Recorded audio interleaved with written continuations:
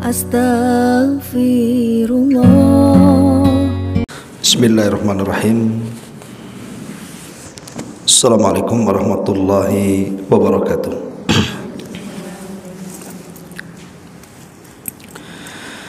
Alhamdulillah wassalatu wassalamu ala Rasulillah wa ala alihi wa sahbihi wa mawalah wa la hawla wa la quwata illa billahi wa ba'du. Baik, kita lanjutkan kajian kita, masih membahas kitab Minhaj Al-Firqatin Najiyah, dan kita masuki bagian ke-6 halaman 24 tentang makna dari kalimat tauhid la ilaha illallah. Tidak ada sembahan yang berhak disembah kecuali Allah subhanahu wa ta'ala semata. Ma'asyiral muslimat yang dimuliakan Allah subhanahu wa ta'ala, kalimat la ilaha illallah adalah kalimatut tauhid, kalimat yang menunjukkan tentang keesaan Allah subhanahu wa ta'ala. Dan siapapun yang mengucapkannya, maka dia telah masuk ke dalam agama Islam. Makanya Nabi SAW mensyaratkan siapapun di luar daripada Islam yang masuk ke dalam Islam, maka dia harus mengucapkan kalimat ini, persaksian bahwa tidak ada sesembahan yang berhak disembah kecuali Allah subhanahu wa ta'ala. Dan kalimat la ilaha illallah memiliki fadilah dan keutamaan yang luar biasa. Sampai Sufyan ibn Uyainah rahimahullahu ta'ala mengatakan, ma an'amallahu ala abdin minal ibadi ni'matan a'zama min an 'arrafahum la ilaha illallah. Tidak ada satu nikmat yang Allah subhanahu wa ta'ala anugerahkan kepada hambanya dari hamba-hamba yang lainnya, sebuah nikmat yang lebih besar dibandingkan mereka mampu mengenal kalimat la ilaha illallah. Menunjukkan bahwa orang yang mengucapkan kalimat ini akan mendapatkan nikmat yang sangat besar.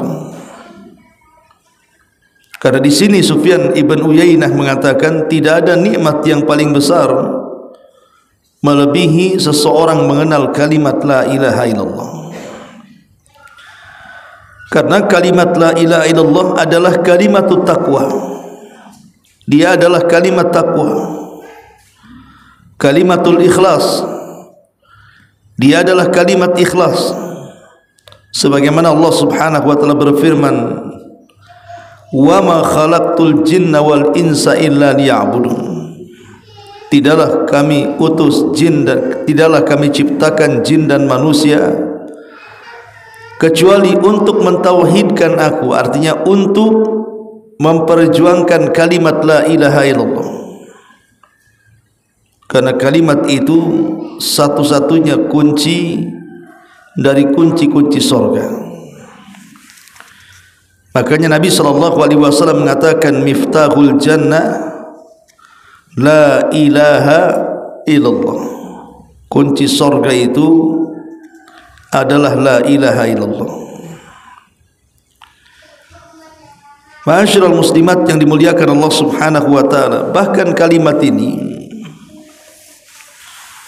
adalah kalimat yang akan menyelamatkan kita di hadapan Allah subhanahu wa ta'ala.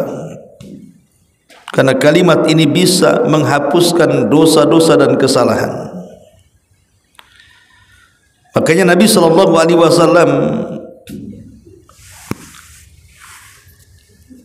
bersabda bahwa Nuh alaihi salatu wassalam pernah berkata kepada putranya sebelum matinya,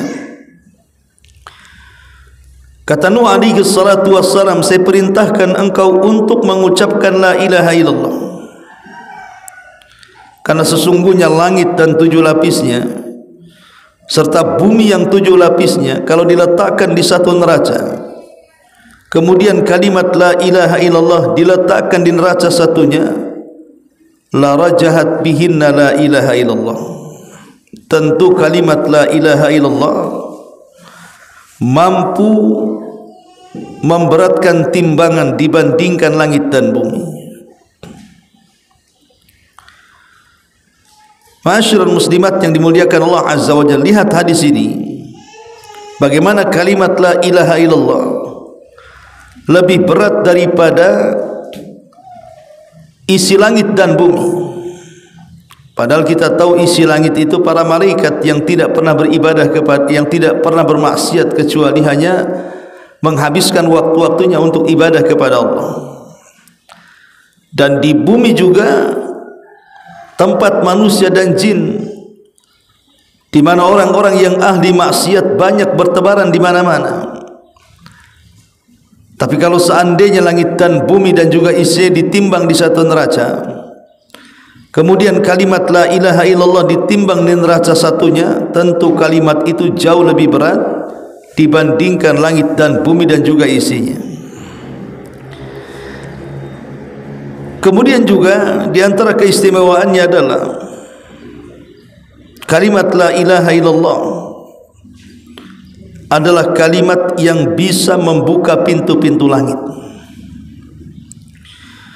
Nabi sallallahu alaihi wasallam bersabda dalam hadis Abi Hurairah radhiyallahu anhu, "Maqala 'abdun la ilaha illallah mukhlishan illa futihat lahu abwabus sama." Tidaklah seorang hamba berkata, mengucapkan kalimat la ilaha illallah dengan keikhlasan dalam hatinya, kecuali pintu-pintu langit akan dibukakan kepadanya. Bahkan kalimat ini adalah kalimat yang menjaga kita dari godaan-godaan syaitan, dari gangguan-gangguan syaitan. Sebagaimana Nabi SAW mengatakan, man qala la ilaha illallah wahdahu la syarikalah lahul mulk wa lahul hamdu wa huwa ala kulli syai'in qadir fi yawmin mi'ata marratin kanat lahu idlu ashri riqabin wa kutibat lahu mi'atu hasanah wa muhiyat lahu mi'atu sayyi'ah wa kanat lahu hirzan minasyaitan. Kata Nabi sallallahu alaihi wasallam, siapa yang mengucapkan kalimat la ilaha illallah wahdahu la syarikalah lahul mulku wa lahul hamdu wa huwa ala kulli syai'in qadir, lihat di ujung hadis Rasul mengatakan kanat lahu hirzan minasyaitan, maka satu hari itu dia akan dilindungi oleh Allah Subhanahu wa taala dari gangguan-gangguan setan. Dari sini kita tahu bahwa kalimat tauhid adalah kalimat yang bisa menghindarkan kita dari gangguan setan. Bahkan lebih daripada itu, kalimat tauhid bisa membuka pintu-pintu surga, bahkan bisa menutup pintu-pintu neraka. Satu hari Nabi sallallahu alaihi wasallam dalam hadis Umar radhiyallahu an bersabda di hadapan para sahabatnya, "Ma minkum min ahadin yatawadda fayusbigul wudu thumma yaqulu asyhadu an la ilaha illallah wa anna Muhammadan abduhu wa rasuluhu illa futihat lahu abwabul jannah ats-tsamaniyah yadkhulu min ayyiha sya'a." Kata Nabi SAW, siapa di antara kalian yang berwudu kemudian dia sempurnakan wudunya, kemudian setelah itu dia berdoa, asyhadu an la ilaha illallah, aku bersaksi tidak ada sembahan yang berhak disembah kecuali Allah, wa anna Muhammadan abduhu wa rasuluh, dan bahwa Muhammad adalah hamba Allah dan Rasulnya. Lihat apa yang terjadi, kecuali Allah akan bukakan padanya 8 pintu sorga dan dia boleh masuk dari 8 pintu yang mana yang ia sukai. Subhanallah, ya. Jadi kalimatut tauhid, karena di sini diawali dengan kalimatut tauhid, asyhadu an la ilaha illallah. Allah Subhanahu wa Nabi sallallahu alaihi wasallam mengatakan akan dibukakan padanya 8 pintu surga, menunjukkan bahwa kalimatut tauhid mampu membuka pintu-pintu surga, bahkan bisa menutup pintu neraka. Dalam hadis Itban Ibn Malik radhiyallahu an dari Nabi mengatakan, innallaha harrama 'alan nari man qala la ilaha illallah yabtagi bidzalika wajhallah. Allah haramkan atas neraka, artinya pintu neraka tidak akan terbuka kepadanya, orang yang mengucapkan kalimat la ilaha illallah yang ia cari dengan kalimat itu wajah Allah Subhanahu wa taala. Dan itulah puncak kenikmatan, kan, seseorang dikeluarkan dari neraka dan dimasukkan ke dalam surga itu. Itulah puncak daripada seluruh kenikmatan-kenikmatan manusia. Ma'asyiral muslimat yang dimuliakan Allah Subhanahu wa taala, di zaman Nabi sallallahu alaihi wasallam, Nabi ini kalau seandainya mengutus sebuah utusan perang, maka Nabi sallallahu alaihi wasallam tidak memerintahkan langsung untuk menyerbu, tapi Nabi sallallahu alaihi wasallam berusaha untuk menyampaikan hidayah kepada musuh. Jadi sebelum Nabi sallallahu alaihi wasallam menyerbu musuh, maka Rasul berpesan kepada para sahabat, nanti kalau kalian berada di depan gerbang musuh, jangan kau serang dulu, ajak mereka untuk masuk ke dalam Islam. Maksudnya ajak mereka untuk mengucap kalimat la ilaha illallah. Kalau mereka enggan, disuruh membayar upeti dalam Islam untuk menunjukkan kehinaan mereka. Tapi kalau mereka enggan juga bayar upeti, baru Nabi mengizinkan untuk menyerangnya. Lihat bagaimana kemuliaan dakwah tauhid. Dari sini kita tahu bahwa perang itu bukan tujuan utama. Islam itu berkembang bukan dengan perang, dan perang itu bukan puncak daripada Islam itu sendiri. Tapi perang adalah wasilah untuk menyebarkan agama Allah. Yang terpenting adalah menyebarkan tauhid, kalimatul la ilaha illallah di atas permukaan bumi. Di zaman Nabi sallallahu alaihi wasallam juga, Nabi sallallahu alaihi wasallam pernah mengutus seorang sahabat namanya Usama ibn Zaid. Usama ibnu Zaid. Kemudian Usama ibn Zaid ini berhasil memukul mundur musuh. Masalahnya, ketika ada musuh dikejar dia dengan seorang sahabat Ansar, kemudian musuh ini terpojok karena tidak ada jalan lain, pasti dibunuh dia. Tiba-tiba ketika sahabat Ansar ini menghunuskan pedang, orang musyrik ini tiba-tiba mengucapkan kalimat syahadat dan mengatakan la ilaha illallah. Orang Ansar paham kalau orang sudah mengucapkan kalimat itu berarti haram darahnya untuk ditumpahkan, artinya dia masuk Islam. Disarungkan kembali pedangnya, kemudian pergi. Tapi Usama ibn Zaid ini justru tidak paham. Dia menghunus pedangnya di hadapan orang musyrik itu. Tiba-tiba orang musyrik itu mengucapkan syahadat lagi, tetap ditebas lehernya, mati. Perkara ini sampai kepada Nabi sallallahu alaihi wasallam. Dipanggillah Usama ibn Zaid. Kemudian dikatakan, ya Usama, kenapa engkau membunuh orang yang mengucapkan kalimat la ilaha illallah? Apa salahnya? Maka kemudian Usamah ingin membuat pembelaan terhadap dirinya supaya tidak disalahkan oleh Nabi SAW. Dia mengatakan, Rasul, saya bunuh dia itu. Kan konteksnya kita sedang perang. Bisa saja dia mengucapkan kalimat itu karena takut dengan ujung pedangku, takut dengan kematian, makanya dia pura-pura masuk Islam. Maka Nabi SAW tetap marah kepada Usamah ibnu Zaid dan mengatakan, ya Usamah, sudah kau belah dadanya sehingga engkau mengetahui isi hatinya. Apakah dia mengucapkan kalimat itu karena takut ujung pedangmu, ataukah dia masuk, ataukah dengan kalimat itu dia hendak masuk ke dalam agama Islam? Usamah hanya terdiam. Ketika Nabi SAW mengatakan, ya Usamah, bagaimana tanggung jawabmu di hadapan Allah?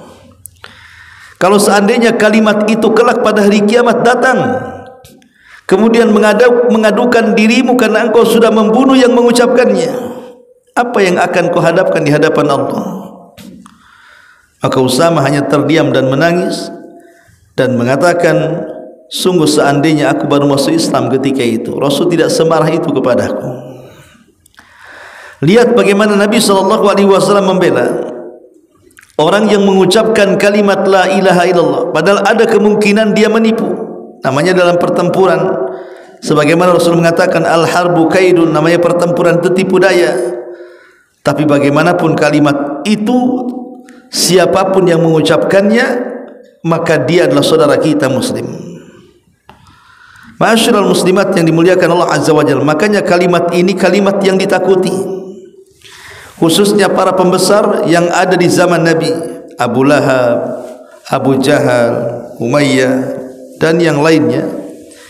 Apabila dikatakan kepada mereka untuk mengucapkan kalimat ini, la ilaha illallah, mereka lari, ketakutan. Kenapa coba? Karena mereka tahu makna daripada kalimat itu.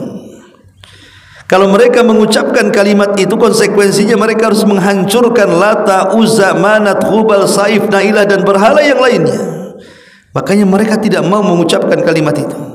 Seolah-olah orang-orang jahiliyah itu mereka paham dengan kalimat itu. Tapi di zaman kita ini banyak orang yang mengucapkan kalimat itu tapi tidak paham. Abu Jahal saja paham, Abu Lahab saja paham, tapi banyak orang yang mengucapkan kalimat ini tidak paham.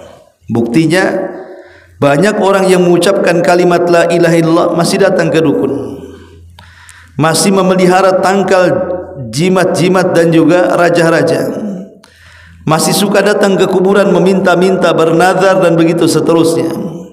Padahal mereka mengucapkan kalimat ini berkali-kali, bahkan setiap hari selepas sholat mereka baca kalimat ini. Tapi kenapa mereka masih datang ke dukun-dukun, ke paranormal, percaya dengan tangkal-tangkal, menunjukkan belum pahamnya dia dengan kalimat itu, sehingga dia masih melanggarnya. Berbeda dengan orang-orang musyrik Arab, mereka tidak mau mengucapkan kalimat itu karena mereka paham. Sebab kalau mereka mengatakan kalimat itu, secara otomatis mereka harus menghancurkan berhalanya. Sehingga mereka mengatakan, aja'alal alihatu ilahan wahid, inna hadza la syai'un ujab. Apakah kami harus menjadikan Tuhan yang kami sembah itu cukup satu saja dan membuang Tuhan-Tuhan kami yang banyak? Sungguh ini agama yang konyol, katanya. Ini agama yang mengherankan. Agama apa ini? Lihat bagaimana ekspresi orang-orang musyrik ketika diseru untuk menyebutkan kalimat tauhid, kalimat la ilaha illallah. Ma'asyiral muslimat yang dimuliakan Allah Azza wa Jalla. Baik, kita akan baca di sini makna dari kalimat la ilaha illallah. Kalimat la ilaha illallah mengandung makna penafian, artinya peniadaan ketuhanan dari selain Allah Subhanahu wa taala, dan menetapkan ketuhanan itu hanya milik Allah Subhanahu wa taala. La ilaha, tidak ada sesembahan yang berhak disembah, ini namanya penafian. Illallah, kecuali Allah, ini adalah penetapan. Jadi tauhid itu harus ada dua, ada yang dibuang, ada yang ditetapkan. Yang dibuang adalah Tuhan-Tuhan yang tidak ada gunanya, selain daripada Allah, dan yang ditetapkan itulah yang betul-betul Tuhan yang kita sembah. Baru kemudian lafaz itu menjadi lafaz tauhid. Allah Subhanahu wa taala berfirman di sini dalam surah Muhammad ayat 19. Fa'lam annahu la ilaha illallah. Ketahuilah bahwa sungguhnya tidak ada Tuhan yang berhak disembah melainkan Allah. Mengetahui makna la ilaha illallah adalah wajib dan harus didahulukan dari seluruh rukun-rukun Islam yang lainnya. Artinya mempelajari tauhid itu adalah awal kewajiban seorang muslim, bahkan akhir daripada kewajiban seorang muslim. Kemudian yang nomor 2, sabda Nabi, man qala la ilaha illallah mukhlishan dakhala al-jannah. Barang siapa yang mengucapkan kalimat la ilaha illallah dengan penuh keikhlasan, pasti ia masuk surga. Kata pengarang, orang yang ikhlas adalah yang memahami la ilaha illallah dan juga mengamalkannya dan juga menyerukannya kepada manusia tentang kalimat itu.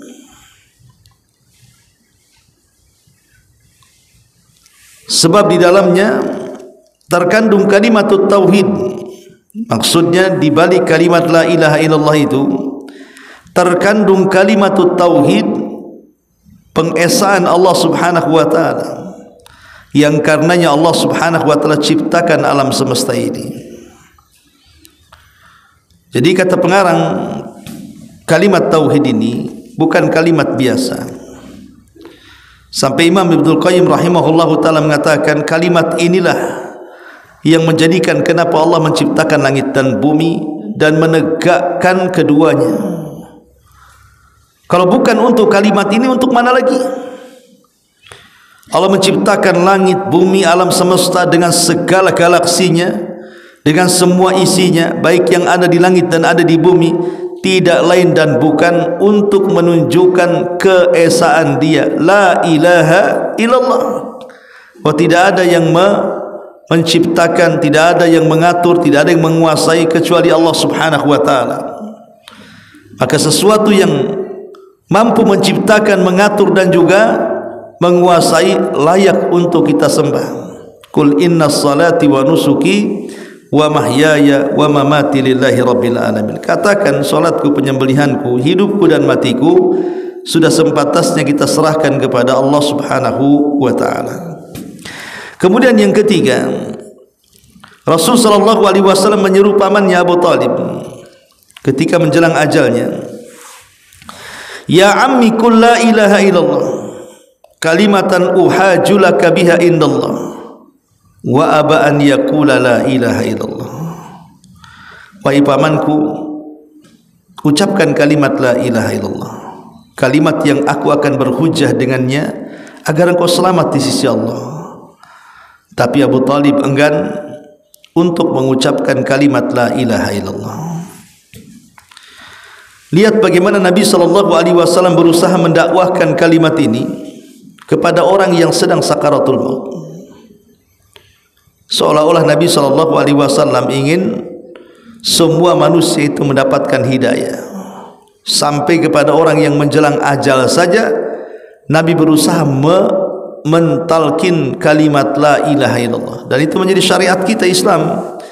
Kata Nabi SAW, lakinu mautakum bila ilaha ilallah, ejahkan orang yang sedang sakaratul maut di antara kalian dengan la ilaha illallah, supaya kalau dia mati di atas la ilaha illallah, mati husnul khatimah, seperti yang dilakukan kepada pamannya Abu Talib. Ya. Kenapa Nabi SAW sangat ingin pamannya Abu Talib mendapatkan hidayah, sampai kepada menjelang ajalnya pun dia tetap meminta pamannya untuk mengucapkan kalimat la ilaha illallah. Karena kita tahu bahwa Abu Talib ini dari semua paman-paman Nabi, walaupun dia tidak masuk Islam, tapi dialah yang banyak berjasa kepada Nabi. Dia yang merawat Nabi dari usia 8 tahun sampai usianya menginjak belasan tahun. dia yang mengajari kemandirian agar Nabi SAW mandiri, bekerja sendiri, sampai akhirnya kemudian menjadi pedagang. Siapa yang melatihnya? Abu Talib. Kemudian sampai dia di usia 40 tahun juga Abu Talib yang melamar Khadijah. Sampai akhirnya Nabi SAW memiliki banyak keturunan dan juga diangkat menjadi Nabi dan Rasul di usia 40 tahun. Tadi di usia 25 tahun dia menikah dengan Khadijah. Abu Talib yang melamarnya. Sampai di usia 40 tahun punya anak dan dia pun menjadi Nabi dan Rasul. Abu Talib tetap membela dakwah Nabi padahal akidahnya bertentangan. Abu Talib penyembah berhala, Nabi penegak tauhid, kan bertentangan tuh. Tapi Abu Talib tetap berdiri di depan dan mengancam musuh-musuhnya. Siapapun yang berani menyentuh Muhammad berhadapan dengan dia, sampai akhirnya kabilahnya diboikot oleh orang-orang kafir Quraisy. Abu Jahal CS, Bani Hashim diboikot. 3 tahun tidak bisa makan, kelaparan di mana-mana. Untuk apa Abu Talib melakukan seperti ini coba? Sampai diboikot. Untuk membela ponakannya, karena sayang dengan Nabi SAW. Tapi sayang hidayah milik Allah. Walaupun Abu Talib sepanjang hidup Rasul berdakwah tidak lepas dan senantiasa membela sampai nyawa dipertaruhkan, tapi hidayah itu milik Allah. Tetap dia belum mampu dan belum mau mengucapkan kalimat la ilaha illallah. Sampai detik wafatnya Rasul meminta dengan sangat Abu Talib untuk mengucapkan kalimat la ilaha illallah. Tapi juga hidayah milik Allah, tidak bisa dipaksakan. Kalau Allah Subhanahu wa taala sudah mentakdirkan tidak dapat hidayah, satu dunia berusaha untuk memberikan hidayah, tetap sesat orang itu. Begitulah kehendak Allah Subhanahu wa taala. Nah, ketika Nabi SAW meminta agar pamannya mengucapkan kalimat la ilaha illallah, pamannya tidak mau. Kenapa? Karena di sampingnya ada Abu Jahal, ada Umayyah, ada Musayyib dan beberapa tokoh Quraisy yang membisikkan juga di telinga Abu Talib dan mengatakan, atarghabu amillati Abdul Muttalib. Abu Talib, apakah engkau benci dengan agama Abdul Muttalib, nenekmu, nenek moyangmu, sehingga engkau akan mengikuti agama orang yang itu? Maksudnya Rasulullah SAW. Akhirnya pamannya sampai terakhir mati tidak mengucapkan kalimat la ilaha, mati dalam posisi su'ul khotimah Abu Talib. Ya. Ini yang ketiga. Yang keempat, selama 13 tahun Nabi SAW tinggal di Mekah, beliau mengajak menyeru bangsa Arab dan mengatakan kepada mereka la ilaha illallah. Namun mereka menjawab, hanya satu Tuhan hai Muhammad. Kami belum pernah mendengar seruan seperti ini. Jadi mereka heran dengan dakwah Nabi. Ketika Nabi SAW mengajak orang-orang Quraisy hanya untuk mengesahkan Allah, mereka mengatakan, ngapain kami sembah satu Tuhan? Tuhan kami banyak saja belum tentu dikabulkan gitu. Satu Tuhan pula kan. Jadi mereka seolah-olah menganggap Rasul itu orang asing, dakwahnya aneh. Kemudian kata pengarang, demikian itu karena bangsa Arab memahami makna kalimat ini, dan sesungguhnya barang siapa yang mengucapkannya, niscaya dia tidak akan menyembah selain Allah. Maka dari itu mereka meninggalkan dan tidak mau mengucapkan kalimat la ilaha illallah. Allah berfirman tentang mereka, innahum kanu idza qila lahum la ilaha illallah yastakbirun wa yaquluna inna la tariku alihatina li syairi majnun bal jaa bil haqqi wa saddaqal mursalin. Sungguh mereka dahulu apabila dikatakan kepada mereka la ilaha illallah, tidak ada sembahan yang berhak disembah kecuali Allah, mereka pun sombong tidak mengucapkan kalimat itu. Dan mereka berkata, apakah sesungguhnya kami harus meninggalkan sembahan-sembahan kami karena seorang penyihir gila? Lihat, Rasul digila-gilakan sama mereka. Sebenarnya dia Muhammad telah datang membawa kebenaran dan membenarkan rasul-rasul sebelumnya. As-Saffat 35-37. Kemudian diperkuat dengan sabda Nabi SAW, man qala la ilaha illallah wa kafara bima yu'badu min dunillah harrama maluhu wa dam. Barang siapa yang mengucapkan kalimat la ilaha illallah dan mengingkari sesuatu yang disembah selain daripada Allah, maka harta dan darahnya haram untuk ditumpahkan. Kemudian pengarang mengatakan makna hadis di atas adalah bahwasanya mengucapkan syahadat kewajiban, bahwasanya mengucapkan syahadat mewajibkan kufur dan mengingkari setiap peribadatan kepada selain Allah, seperti berdoa kepada orang yang sudah mati dan yang lainnya. Ironisnya, sebagian orang Islam sering mengucapkan syahadat dengan lisan mereka, tapi mereka menyelisih maknanya dengan perbuatan-perbuatan dan permohonan-permohonan mereka kepada selain Allah. Tadi saya sudah jelaskan, kenapa orang-orang musyrik itu di zaman Nabi apabila diseru kepada kalimat la ilaha illallah mereka tidak mau, mengucapkannya pun tidak mau, membayangkannya pun tidak mau, karena mereka paham kalau seandainya mereka sampai mengikuti ajakan Nabi mengucapkan kalimat la ilaha illallah secara otomatis, maka seluruh berhala-berhala di Mekah itu harus tumbangkan, termasuk berhala-berhala besar Lata, Uzza, Manat, Hubal, Saib, Nailah harus dirobohkan, ya. Makanya mereka tidak mau mengucapkan kalimat itu. Tapi orang sekarang, orang yang sudah masuk Islam, mereka setiap hari mengucapkan kalimat itu, tapi mereka tidak paham isinya. Bukti ketidakpahamannya tadi, masih datang ke kuburan meminta-minta, masih yakin dengan khurafat-khurafat, dengan mengatakan hari baik, hari tidak baik, bulan tidak baik, atau masih yakin dengan tatoyur, dengan cerita-cerita yang menguntungkan dan yang merugikan dengan penglihatan, pendengaran atau mimpi, ataupun datang ke dukun-dukun, ataupun mungkin percaya kepada tanggal-tanggal, padahal mereka mengucapkan kalimat la ilaha illallah. Bukti tidak paham tentang maknanya, hanya lafadznya saja diucapkan. Ini yang keempat. Yang kelima, la ilaha illallah adalah asas pondasi tauhid dan juga pondasi Islam, pedoman yang sempurna bagi kehidupan, pedoman yang sempurna bagi kehidupan. Ia akan senantiasa terwujud dengan mempersembahkan setiap jenis ibadah hanya kepada Allah. Demikian itu apabila seorang muslim telah tunduk kepada Allah, memohon kepada Allah dan menjadikan syariatnya sebagai hukum dan undang-undang, bukan yang lainnya. Jadi di sini kalimat la ilaha illallah adalah pondasi tauhid, bahkan pondasi Islam sebelum yang lainnya. Sebelum yang lainnya maka tauhid itu yang pertama. Kemudian yang keenam, Imam Ibn Rajab berkata, kalimat al-ilah maksudnya Tuhan adalah zat yang ditaati dan tidak didurhakai. Dengan rasa cemas, pengagungan, cinta, takut, harapan, tawakal, meminta dan berdoa, ini semua tidak selayaknya diberikan kecuali hanya kepada Allah.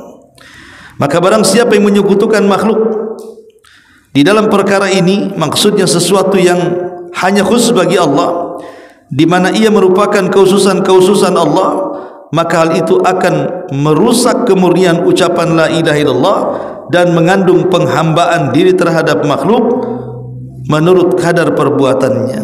Maksudnya begini, Bu, ya, kata Imam Ibn Rajab Al-Hambali rahimahullahu ta'ala, kalau kita ini sudah memahami kalimat la ilaha illallah, berarti semua ibadah yang merupakan kekhususan bagi Allah tidak boleh diberikan kepada selain Allah. Contohkan di sini seperti cinta, takut, harap, tawakal, meminta, berdoa, dan ibadah yang lainnya, salat, puasa, zakat, haji, baca Quran, zikir, dan ibadah yang lainnya. Sebutkan ibadah yang lainnya yang merupakan kekhususan yang khusus bagi Allah Subhanahu wa taala. Barang siapa dipalingkan kepada selain Allah, berarti dia telah membatalkan kalimat la ilaha dengan sendirinya. Lalu buat apa seorang mengaku muslim kalau perbuatannya masih menginjak la ilaha illallah? Ini yang nomor 7. Yang nomor 6. Yang nomor 7, sesungguhnya kalimat la ilaha illallah itu dapat bermanfaat bagi yang mengucapkannya apabila dia tidak membatalkannya dengan satu kesyirikan. ia mirip dengan wudu yang dapat batal oleh hadas. Selama tidak hadas, maka tidak batal wudunya. Rasul mengatakan, man kana akhiru kalamihi la ilaha illallah dakhalal jannah. Barang siapa yang akhir ucapannya kalimat la ilaha illallah, dipastikan dia masuk surga. Dari hadis ini kita tahu bahwa akhir kewajiban seorang muslim harus mengucapkan kalimat la ilaha illallah. Alangkah indahnya kalau kita ini memiliki orang tua, kemudian saat sakaratul maut kita talqin dengan kalimat la ilaha illallah, dan dia mampu mengikuti talqin kita. Maka siapapun, kata Rasul, yang akhir ucapannya la ilaha illallah, maka dia masuk surga. Dan subhanallah Bu, dari semua kalimat yang ada yang bisa diucap di lidah itu adalah kalimat la ilaha illallah. Coba sebutkan kalimat apa? Akan sulit untuk diucapkan bagi orang yang sakaratul maut kecuali kalimat la ilaha illallah bisa digoyang dengan lidah tanpa harus mulutnya menganga atau bergerak. Cukup dengan lidahnya saja dia bisa mengucapkan kalimat la ilaha illallah. Tapi masalahnya, kenapa orang yang sakaratul maut tidak sanggup dan tidak bisa mengucapkan kalimat itu, padahal kita sudah berusaha mentalkin di telinganya? Maka ulama mengatakan karena yang memudahkan orang mengucapkan kalimat itu adalah amal solehnya Bu. Kalau di dunia dia banyak melakukan amal soleh, maka akan ditutup seperti itu kematiannya. Contoh, seorang syekh bercerita, ada anak muda di Riyadh sana, itu tidak pernah lepas daripada mushaf, dan dia tidak malu membaca Quran di mana saja, di kereta, di pesawat, di trotoar, pokoknya di mana saja dia tidak malu untuk membaca Quran. Dan dia memiliki mushaf yang kecil yang selalu dikantongi di sakunya.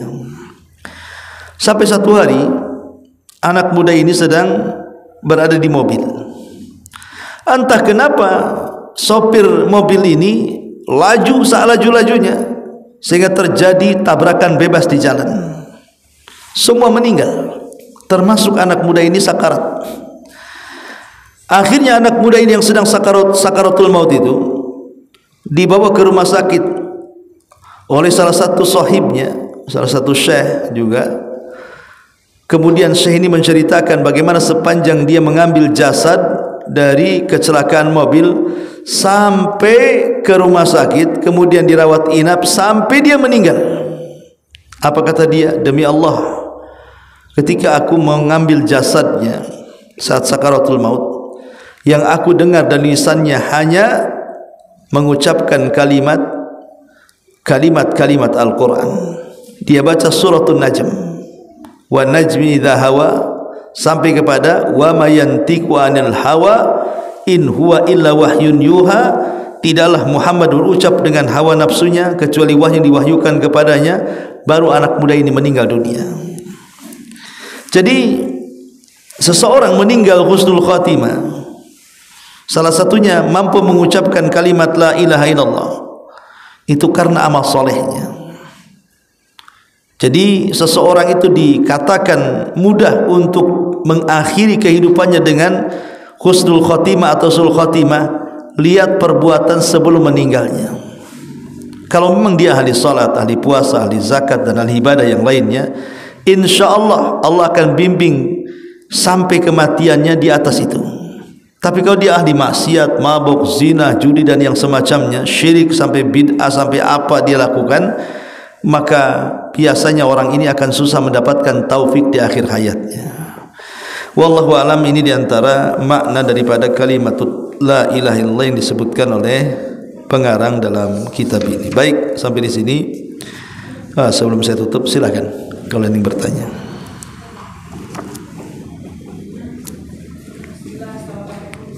Waalaikumsalam. Bagaimana kondisinya jika seorang muslim melakukan ucapan atau perbuatan yang membuat dia keluar dari Islam atau kufur gitu Ustaz? Iya. Bagaimana ia kembali lagi ke Islam atau harus mengucapkan la ilaha illallah atau bagaimana sih? Iya. Kalau seorang tanpa sadar atau sadar mengucapkan kalimat-kalimat kufur, entah kufur akbar atau kufur asghar. Seperti kufur akbar menghalalkan yang diharamkan atau sebaliknya, atau isinya mencaci maki Allah, Rasul dan ayat-ayatnya, seperti yang ma'ruf banyak yang diucapkan orang-orang munafik akhir zaman, di mana mengatakan semua agama sama, semua agama itu tidak ada beda, semua akan masuk surga dan begitu seterusnya. Bahkan ada yang mengatakan boleh agama itu pilihan, kau memilih apa saja tidak ada masalah katanya. Ini kan kalimat-kalimat kufur, bisa mengeluarkan dari Islam. Kalau terlanjur kalimat-kalimat itu diucapkan, maka segeralah bertaubat dengan cara bersyahadat. Segeralah bertaubat dengan cara bersyahadat, supaya keislaman yang tadinya lepas dari badannya bisa ditarik kembali ke badannya. Jadi taubatnya cukup bersyahadat ya, supaya menunjukkan dia kembali kepada agamanya Islam. Karena di zaman sekarang banyak orang-orang yang tidak paham kalimat yang keluar itu rupanya sebuah kesyirikan. Apakah syirik besar atau syirik kecil? Contoh, dia mengatakan kalau bukan karena kamu gitu, kalau bukan karena saya, demi hidupmu, demi hidupku, dan begitu seterusnya. Ini kan kalimat-kalimat yang sering kita dengar di masyarakat. Mereka tidak sadar kalau kalimat itu ada unsur syiriknya, walaupun syirkul asghar gitu ya. Tapi yang jelas bahwa itulah polosnya masyarakat kita dan jauhnya mereka dari agama, sehingga yang diucapkan saja mereka tidak tahu hukumnya, sehingga wajar mereka jatuh kepada syirkul akbar, syirik besar. Naudzubillah. Tapi bagi kita yang sudah tahu dan sudah belajar, kalau suatu ketika kita ini pernah melontarkan kalimat-kalimat yang secara penjelasan para ulama kalimat itu kufur dan bisa mengeluarkan dari Islam, maka supaya kita tetap di atas keislaman, ulangi syahadatnya. Ulangi syahadatnya. Wallahu a'lam.